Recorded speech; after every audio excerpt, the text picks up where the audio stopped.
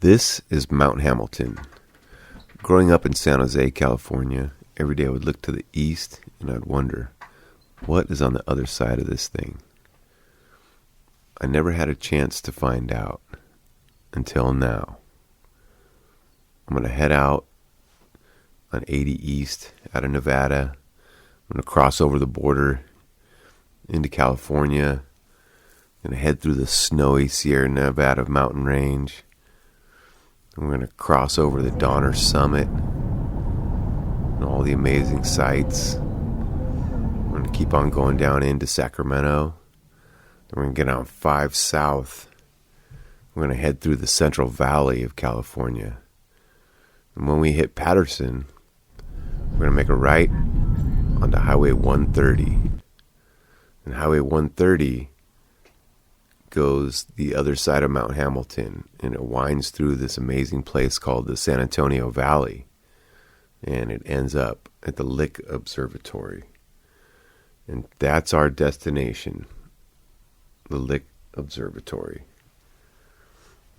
Very interesting place.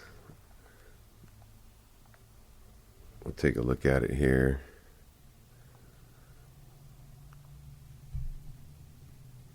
Now, Wiki says, the Lick Observatory is an astronomical observatory owned and operated by the University of California.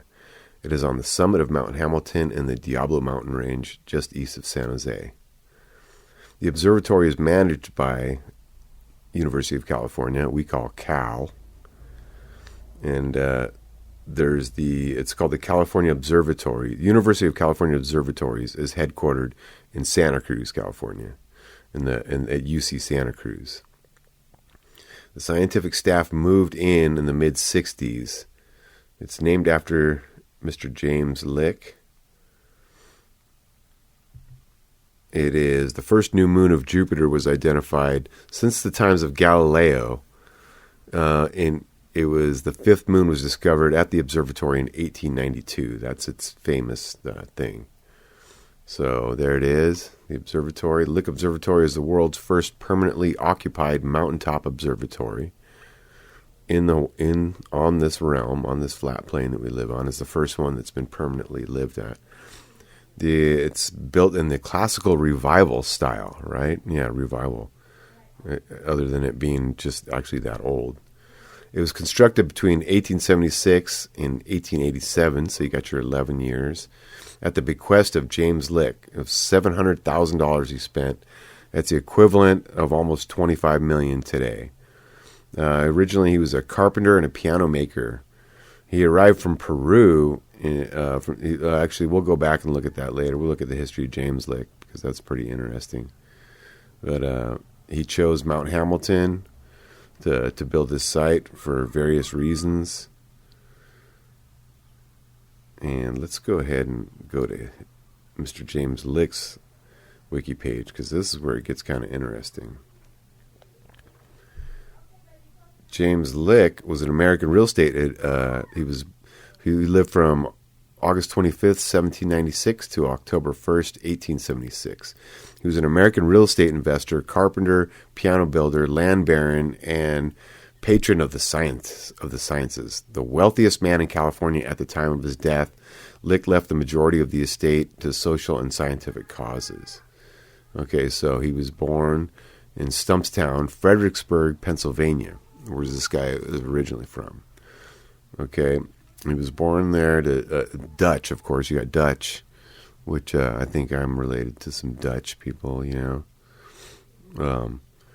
So his Dutch parents in Fredericksburg, Pennsylvania.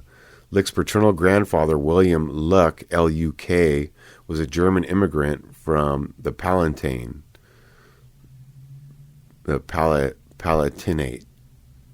in Germany, and he served in the American Revolutionary War. William's son, John, anglicized the family name to Lick.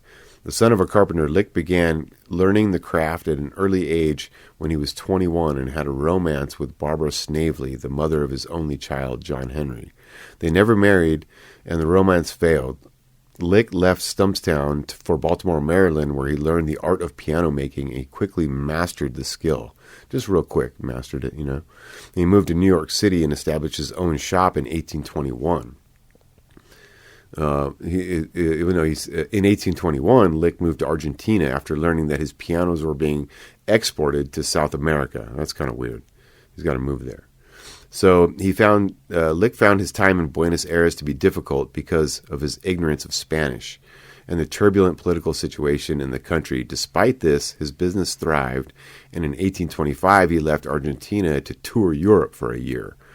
On his return trip, his ship was captured by the Portuguese, and the passengers and the crew were taken to Montevideo as prisoners of war.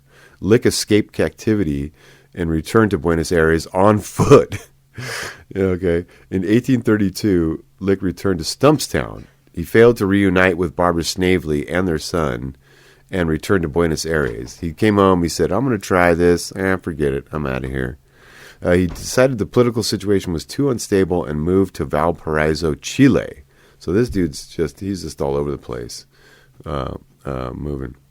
After 4 years there, he moved his business to Lima, Peru. And finally, in 1846, Lick returned to North America, anticipating the Mexican-American War and the future annexation of California.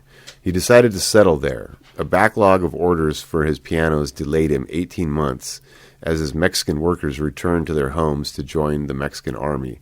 So he finished the orders himself. Okay, now, Lick arrived in San Francisco in January of 1848, bringing with him his tools, workbench, $30,000 in gold, valued at approximately $2.75 million as of 2020, and 600 pounds of chocolate. The chocolate quickly sold, so Lick sent back word convincing his friend and neighbor in Peru, the confectioner Domingo Ghirardelli, to move to San Francisco, where he founded the Ghirardelli Chocolate Company. So Lick's just making it happen, man. Oh, you can look over here. We're going to come up here on a Star of David for some reason on the side of this building. But, okay, upon his arrival, Lick began buying real estate in the small village of San Francisco.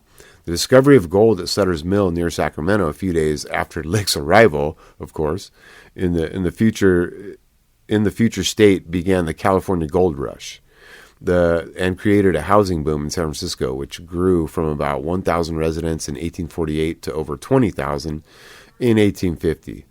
Lick got a touch of gold fever and sought to mine the metal, but after a week decided his fortune would be made in owning land and not digging it. Lick continued buying the land in San Francisco and began buying farmland in and around San Jose, where he planted orchards and built the largest flour mill in the state. He invited his son to join him in 1854. However, the younger Lick suffered from poor health and returned to Pennsylvania in 1863. In 1861, Lick began construction of a hotel known as the Lick House, 41 Montgomery Street,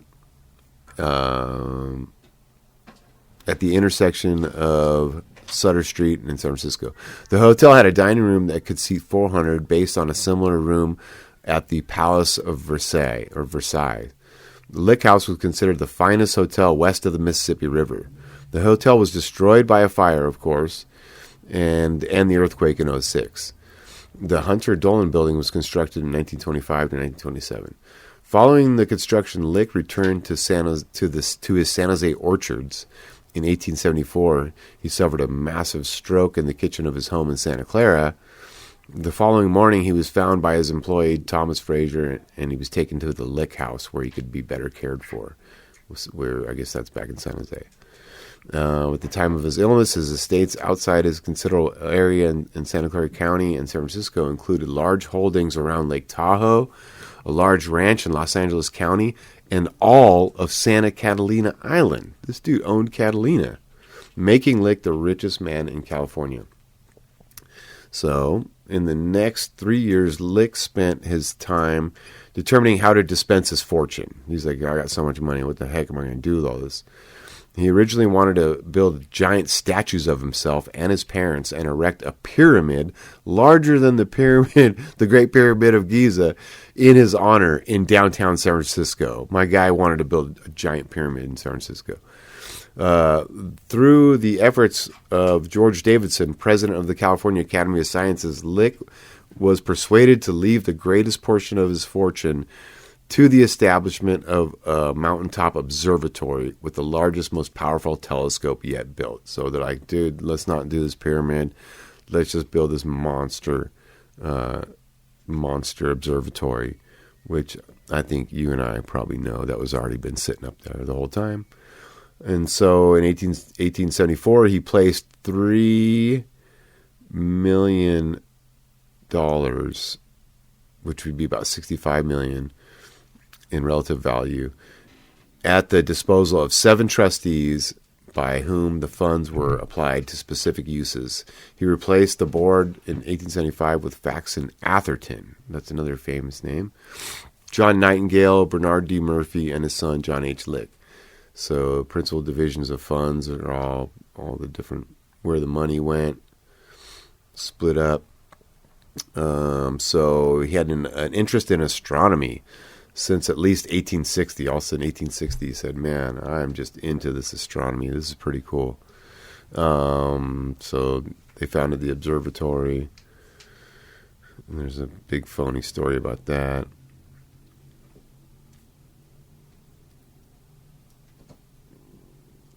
So Lick had an interest in astronomy, at least till 1860. Him and George Madeira, the founder of the first observatory in California, spent several nights observing.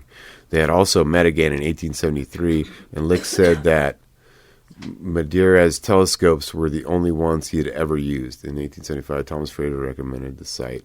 At the summit of Mount Hamilton near San Jose, Lick approved on the condition that Santa Clara County build a first-class road to the site. So they agreed with that. Now, the road is pretty interesting. He died in the Lick House in San Francisco. In 1877, his body was moved to his final resting place under the Great Lick Refracting Telescope. So he's built underneath it. He's buried underneath the telescope. And there's a Lick monument, which I did not find. So, yeah, he's buried under the site. There's a brass tablet bearing the inscription, "Here lies the body of James Lick." So, pretty fascinating stuff. At the bottom of the hill, the high school is named after him, James Lick High School. And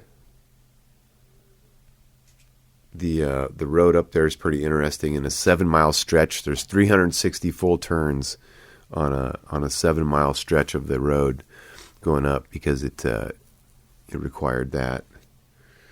Now here we've got what the mountain's named after. Mount Hamilton is named after this guy right here. And let's see if we can get a little bit of info on this guy real quick.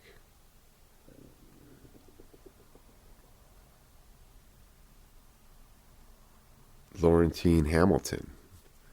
So we're about to see this guy. He was a Presbyterian minister, 1826 to 1882.